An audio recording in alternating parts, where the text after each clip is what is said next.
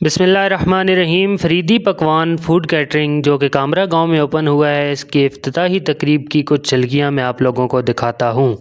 افتتاحی تقریب میں محترم قاری شفاقت علی چشتی صاحب نے تلاوت کلام پاک کا شرف حاصل کیا اور اسی کے ساتھ نعت رسول مقبول صلی اللہ علیہ وآلہ وسلم کا نذرانہ پیش کیا۔ اس کے بعد محترم قاری شفاقت علی چشتی صاحب نے خود ہی اس کاروبار میں وسعت اور برکت کے لیے دعا فرمائی۔ العالمین تلاوت کلام پاک نعت رسول مقبول صلی اللہ علیہ وسلم کی برکات سے الہ العالمین اس جگہ کے اوپر اس دکان پہ الہ العالمین اپنی خاص رحمتیں اور برکتیں نازل فرما۔ الہ العالمین ہمیشہ خیر و برکت کا نزول فرما، شیاطین کی شر سے، حاسدین کے حسد سے محفوظ فرما۔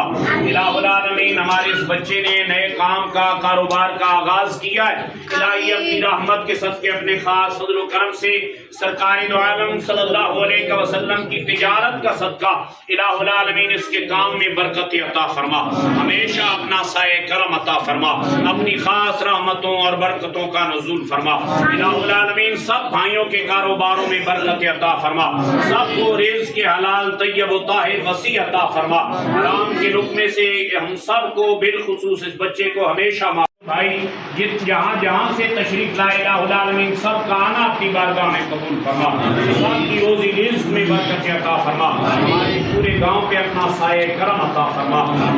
اس دوران گاؤں کے اور گاؤں سے باہر سے آنے والے لوگوں نے بھی کافی تعداد میں شرکت کی اور اس کے بعد پھر لنگر بھی تقسیم کیا گیا۔ ماشاءاللہ۔ اچھا جی، یہ شاپ ہمارے بڑے ہی پیارے بھائی محمد حسنین نے بنائی ہے، اس کے ساتھ ان کے دوست وغیرہ بھی ہیں، جہاں سے آپ کو فنگر چپس، اس کے علاوہ کڑھائیاں، اس کے علاوہ تکے اور بنی بنائی دیگیں وغیرہ بھی دستیاب ہیں یہاں پر ان کے پاس۔ جو بھی چیز آپ کو لینی ہو، موسٹلی چیزیں جو ہے وہ آرڈر پہ ہی تیار کرتے ہیں۔ یہ ان کے مینیو کے ریٹس وغیرہ آپ چیک کر لیں اور جو بھی آرڈر کرنا ہو آپ ان نمبروں پہ رابطہ کر سکتے ہیں ان کے ساتھ۔ حسنین خود ماشاءاللہ بڑے اچھے اخلاق کا مالک انسان ہے اور کافی عرصے سے ہم بھی دیکھ رہے ہیں یہ کام کر رہا ہے کوکنگ کا، تو میری ریکمنڈیشن ہے ایک دفعہ ضرور آپ ان کی خدمات حاصل کریں، اس کے بعد انشاءاللہ تعالی دوبارہ آپ لوگ ضرور ان سے رابطہ کریں گے۔ تو آج کی ویڈیو میں بس اتنا ہی، اللہ حافظ۔